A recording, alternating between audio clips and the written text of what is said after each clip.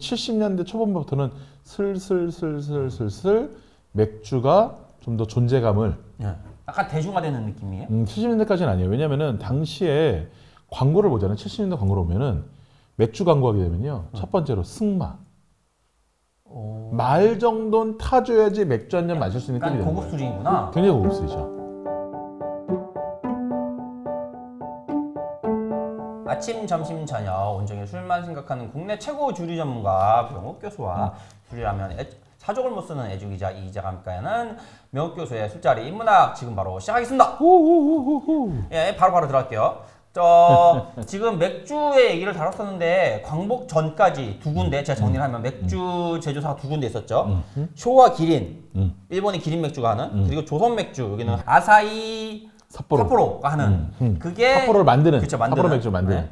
그게 이제 광복 이후에 이제 우리나라에 넘어왔는데 어쨌든 둘 다 일본 자본. 그쵸, 자본으로. 그래서 쇼와 기린은 오리엔탈 브루어리 오비가 그쵸. 이어받았고 그다음에 조선 맥주는 그대로 갔지만 그게 결국에는 하이트 뭐 까지 그 중간에 크라운. 그다음에 하이트까지 연결된다는 것까지 했어요. 네네. 그러면 그러면 이게 광복 이후니까 50년대부터 하면 50년대 한국 사람이 받았으니까 무슨 맥주 이름부터 다를 거 아니에요. 뭐가 나왔죠? 오비 맥주가 나왔죠. 오비밖에 안 나왔어요? 딴 것도 없어요. 크라운 맥주. 크라운 그때가 딱 네. 나온 게 그거구나. 그러니까 일단은 당시만 하더라도 이 거의 이제 국민의 세금으로 세수 확보를 많이 해야 되기 때문에 그렇죠. 맥주에 대한 면허를 잘 안 줍니다. 일단 기본적으로. 주지도 않았고 일단 그래도 이 한 회사밖에 없으면 독점이 돼 버리잖아요. 그렇죠. 동점법에 걸리는지 그런 게 복잡하니까 그러니까 두 회사 계속 가요. 그래서 50년대만 하더라도 당시에 이제 크라운 맥주가 좀 더 점유율이 높았고, 그렇죠. 오비 맥주는 뒤에 따라가는 약간 그런 형태로 보여지는 것이 이제 50년대 맥주의 상황입니다. 딱 두 개, 그러니까 양대산맥. 네네네, 맞아요. 그럼 60년대 되면 또 바뀌어요? 60년 되면은 그 크라운 맥주가 너무 그 대리점 확장을 많이 하다 보니까 부도가 나버려요. 그래서 뭐 대선 주조할 때 팔리고 막 그런 우여곡절을 겪으면서 당시에는 이제 그 50년대는 크라운 맥주가 더 위에 있었다면은 60년대는 오비 맥주가 더 위로 올랐습니다. 올라가고. 그래서 6대 4 정도가 돼요. 6대 4 또 바뀌었네. 6대 4. 그리고 이제 70년대 초반부터는 슬슬 맥주가 좀 더 존재감을 나타나게 되는. 약간 대중화되는 느낌이에요? 70년대까지는 아니에요. 왜냐면은 당시에 광고를 보잖아요. 70년대 광고를 보면은 맥주 광고하게 되면요. 첫 번째로 승마. 말 정도는 타줘야지 맥주 한 잔 마실 수 있는 급이 되는 고급 거예요. 술이구나. 굉장히 고급 술이죠. 그때까지 그럼 막걸리인가요? 74년도까지 그 한국 술의 74%는 출고량으로 양으로 봤을 때 막걸리였어요. 그때는. 네, 맥주는 굉장히 뭐 고급 술이었기 때문에 그렇구나. 그리고 맥주 같은 경우에는 특소세가 81년도까지 붙습니다. 네, 사치성 과세의 품목 안에 들어있던 것이 맥주였어요. 맥주는. 네. 그래서 근데 70년대 비교적 생맥주는 좀 쌌던 게 뭐냐면은 이 병값이나 이런 게 안 되니까 세금이 좀 뭐라고 덜 붙었던 거예요. 그러니까 생맥주는 조금씩 커지고 있었지.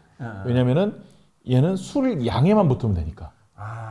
근데 이제 병으로 된 거는 얘가 병값이 들어가고 뭐 디자인 값이 들어가니까 세금이 많이 붙는 거야. 근데 생맥주는 비교적 좀 쌌어요. 어차피 따라 먹으니까. 네네. 그렇죠. 그러기도 하고 의외로 재밌었던 것이 당시에 70년대도 흑맥주가 있었습니다. 오비 흑맥주, 그래서 흑맥주 문화가 있었어요. 또 빠르다. 의외로 빨리 있었죠, 그런 것들이. 신기하다. 그리고 그때부터도 라거란 말을 썼어요? 네, 라거. 네, 그런 말들을 썼어요. 신기하다. 네, 그 뭐 에일 뭐 이런 말들도 조금씩 나오기도 해요. 근데 그걸 그 맛을 살리고 그 방식대로 했던 거예요? 나름. 왜냐하면 다들 공부했던 사람들이 독일에서 공부하고 했던 사람이기 때문에 그러니까. 그거를 그렇게 전혀 그거를 생각 안 하고 이름만 빌려서 했다고는 저는 생각은 안 들어요. 어느 정도 뭐 자존심도 있고 하니까. 또. 그렇죠. 그럼 70년대 그렇고 80년대는 어떻게 됐어요? 70년대 근데 뭔가 사건이 하나 나옵니다. 또 있어요? 뭐냐면은 이 크라운 맥주와 오비 맥주에 도전을 한 맥주 회사 하나 등장을 해요. 크라운과 오비 뭐예요? 바로 이젠백 맥주란데요. 이젠백? 이젠백? 네. 서독의 방식을 그대로 갖고 왔다 그래가지고 지금은 독일을 하는데 옛날에 서독 동독 그랬잖아요. 그렇죠. 네, 서독의 방식을 그대로 갖고 왔다 그래서 이젠백 맥주입니다. 그래서 거기는 어디에 양조장이? 거기는 양조에 창원에 있었나? 좀 큰 데는 아니었던 것 같아요. 큰 데였어요. 아 그래요? 큰 데였어요. 예, 큰 데였어요. 근데 당시에 이쪽 정치계 거물들이 많이 참여를 했던 그런 회사였습니다. 예. 이젠백 전 처음 듣는데? 처음 들어보죠. 근데 이젠백 맥주라고 검색해 보시면 정보들이 꽤 나와요. 저도 꽤 관련된 글을 썼고. 그래서 처음에 공격적인 마케팅을 하고 정통 독일파의 그 맥주다 그래가지고 점유율을 15%까지 올리는데. 와, 많이 올라간다. 예, 그러면서 얘네들이 추가했던 스타일이 뉴였어요. 뉴 새로운 거. 새로운 거. 이제부터는 새로운 뭐 이젠백 맥주를 드세요. 이제부터 이젠백입니다. 뭐 이렇게 많이 슬로건을 많이 잡았거든요. 근데 그래서 이제 급해진 게 1등인 오비였어요. 아 그때 당시에 1등이. 네, 그래서 오비가 대응하는 그 광고를 만듭니다. 어떻게 대응했느냐? 우리도 새롭습니다. 우리도 달라졌습니다. 이런 얘기가 아니고 얘네는 그 반대로 가요. 뉴의 반대, 올드로. 아, 이 전통이 있다 뭐 이런 거요? 뭐 전통이 있다보다는 정으로서예요. 뭐 초코파이 다니고. 네, 어떻게 정으로서냐? 이렇게 광고합니다. 우리는 오래전부터 친구, 오래전부터 오비. 단골만 노린다는 거예요. 그렇죠, 그렇죠.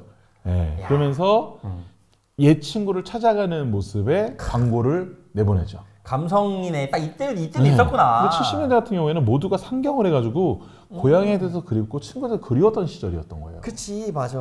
그래서 이 광고의 효과가 굉장히 컸던지 이젠백 맥주는 거의 3년 만에 나중에 부도가 나서 문제가 되고 결국 화이트 맥주에 그 인수가 되고요. 오비 맥주가 오히려 더 여기서 마케팅의 승리 또는 이제 이 이미지의 승리로 오비 맥주가 또 1위 자리를 또 공고히 하죠. 그것이 이제 70년대까지. 그럼 그때 70년대도 결국 양대로 그대로 간 거네요? 70년대로 간 거예요. 그럼 80년대도 그대로요? 오비랑 80년대도 그대로죠. 80년대 오히려 더 커졌죠, 오비가.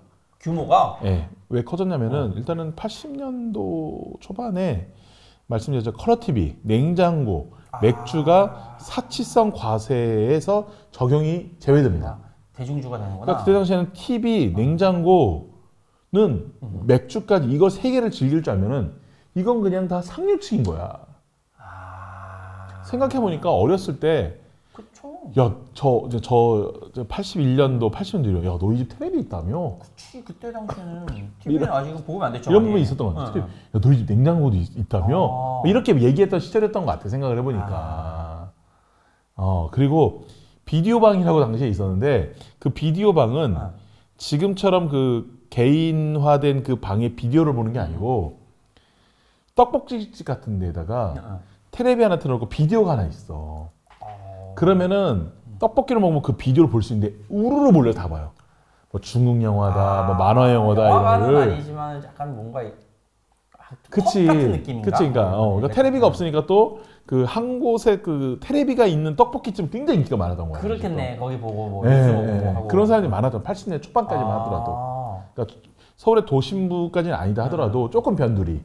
서울의 뭐 도봉구나 서울의 뭐 그 송파구라도 약간 좀 멀리 떨어져 있는 뭐 하여튼 좀 그런 제가 뭐 지명을 얘기하기 좀 그렇고 그런 것들이 꽤 많았어요. 그럼 그만큼 약간 맥주가 조금 더 서민 대중한테 가까워지는 시기였네요. 80년대가. 그때부터가 이제 슬슬 그랬고 이게 맥주가 갑자기 크게 된 계기가 뭐냐면 맥주가 85년도부터 막걸리를 역전합니다. 오 그래요? 네, 역전을 해요. 엄청 커졌네. 그런데 저는 그거의 원인이 미디어가 달라졌다고 보는 거예요. 아 미디어 라디오에서 TV로? 아니지. 그러면요? 라디오에서 TV도 있지만 흑백 TV에서 컬러로 바뀌었다는 거예요. 컬러로 바뀌면서 이 맥주의 황금색, 거품 이런 게 막 보이기 시작한 거야. 네. 그러면서 세금 낮아졌죠. 그러니까 좀 더 가격 낮아졌지. 낮아졌으니까 그 전에 이 맥주가 고급스러워서 즐기지 못했다는 사람들이 이제는 회식 때 맥주를 즐기는 시대가 오기 시작해요. 오, 조금 비싸긴 하지만은. 네. 오. 네. 그러면서 했구나. 당시에 이제 회식주의 모습을 그대로 표현하고 흔히 얘기하는 뭐 화이트 컬러다라든지 뭐 대기업 다니는 사람들이 맥주를 회식을 하는 이런 문화가 커져가기 시작합니다. 아, 이때부터 회식이 나오는구나. 네, 맞아요. 그럼 쭉쭉 늘어나죠. 쭉쭉 늘어나죠. 그러면서 어쨌든 우리나라가 이때도 와인 산업도 되게 커져요. 마주왕 같은 것들이 엄청나게 많이 팔렸던 시절이에요. 그러니까 시절이 마주왕 같은 한국 와인이잖아요. 국산 와인인데 이게 서양화를 향해서 열심히 가는 거야 이게. 뭔가 고급스러움을 즐기려고 노력했던 시절이 80년도였기 때문에 당시에 이 와인 산업 아니 맥주 산업이 이렇게 갑자기 순간 커질 수 있었던 신기하네. 것이었죠. 그러면은 이게 급격하게 커지는 건데 그럼 90년대는 완전히 대중화가 됐겠네요? 90년대 정말 대중화 확 됐죠. 네, 확 되고 90년대만 하더라도 이제 이제는 되게 편하게 마실 수 있는 시대가 되었는데 그럼에도 불구하고 90년 초반까지만 하더라도 오비가 뭐 9다, 뭐 크라운이 1이다, 뭐 이 정도로 굉장히 양극화가 심했어요. 그때도 크라운이 있었구나. 네. 근데 제가 보기엔 70년대 마케팅의 그 화두는 이 정이거든요. 그렇죠. 정으로 오비가 이겼다. 80년대 화두는 컬러예요. 컬러예요. 90년대 뭐냐? 환경인 거예요. 환경. 왜냐? 90년대에 91년도인가 전후로 해서 오비의 계열사인 두산전자에서 낙동강에 이제 패널을 유출하게 됩니다.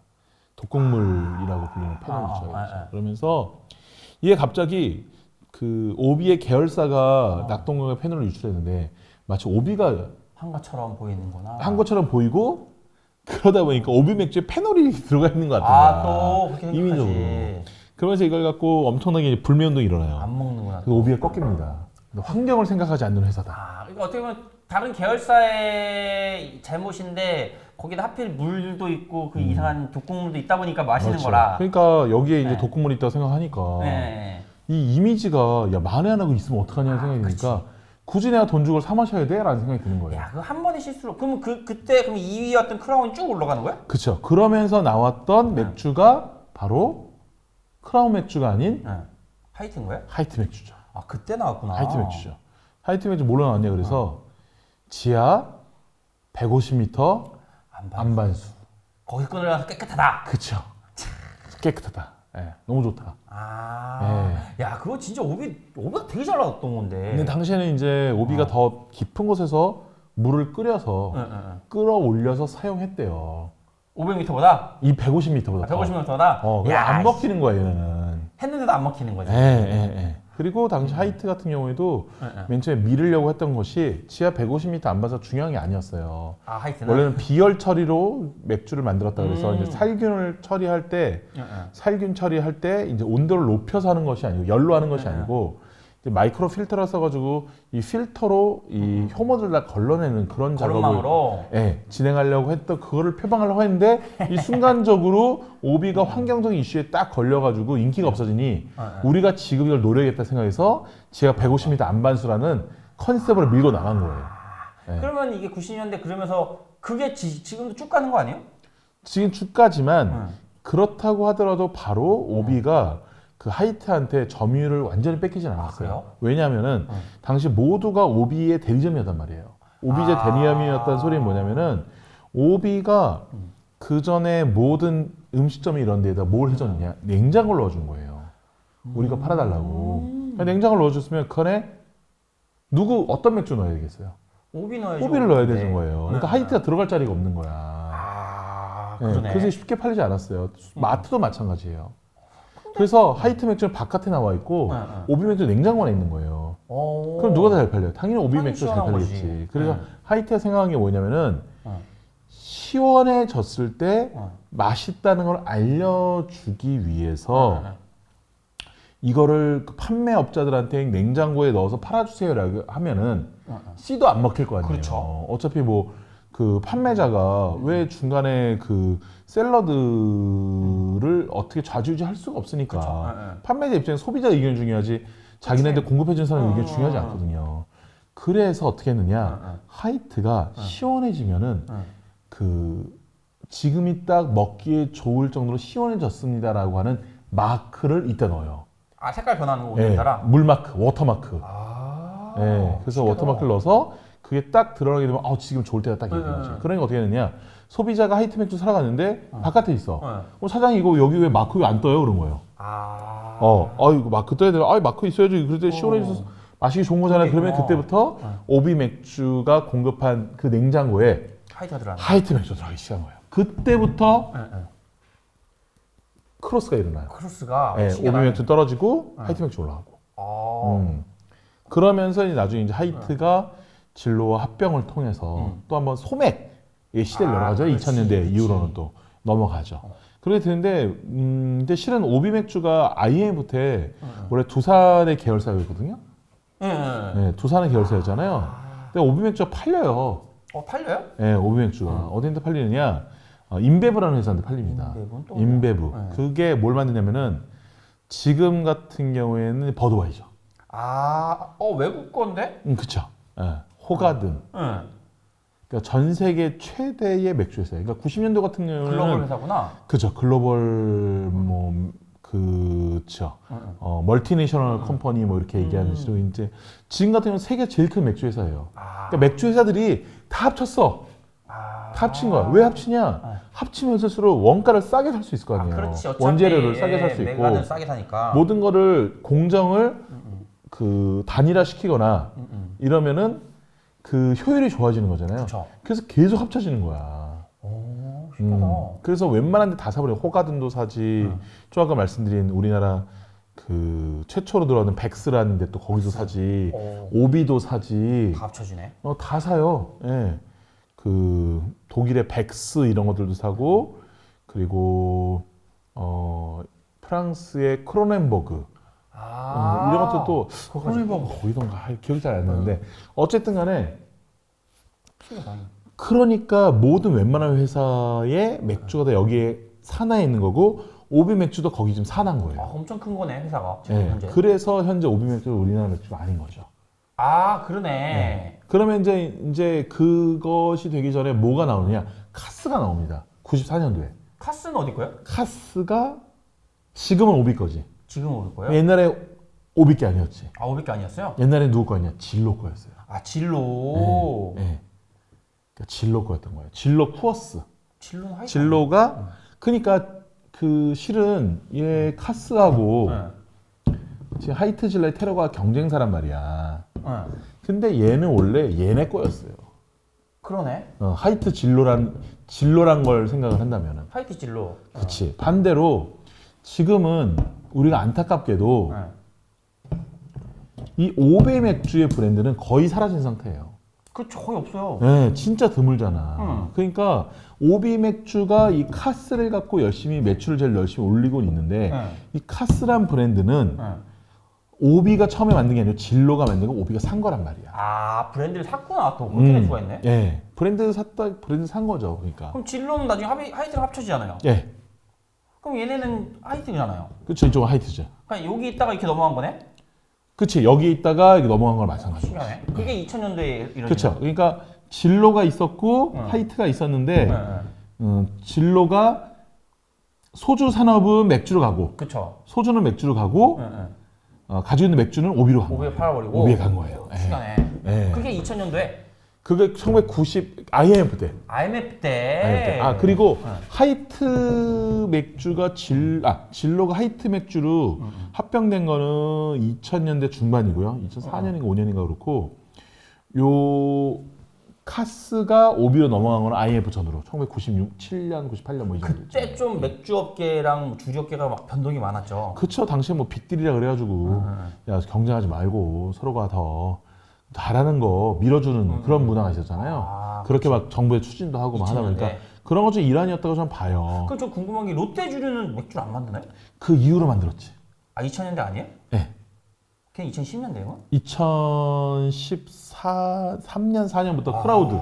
그때 나오는구나. 네, 그때 나와요. 그때는 크라우드는. 그 이후 한참 얘기하는 후에 얘기예요. 그러니까 2000년대까지는 말 그대로 합병과 뭐 분리와 뭐 판매 이런 게 이루어진 그렇죠. 거예요. 맥주 회사들이 사냐 죽느냐의 시대였을 수도 있어요. 왜냐면 IMF 때 뭐 카스 그렇고 오비도 뭐 휘영추 하고 그러니까. 진짜. 예. 오케이. 거까지만 얘기할게요. 그러면은 좀 2010년대는 왜냐면 제가 많이 아는 맥주가 나올 것 같아서 2010년대 그때 그리고 뭐 제가 아는 뭐 수제 맥주도 있을 거고 지금 같은 뭐 브루어리도 엄청 많고 그런 얘기 또 다음에 하는 게 좋을 것 같아가지고 다음에 또 만나겠습니다. 좋아요, 알림, 구독 부탁드릴게요. 고맙습니다. 안녕.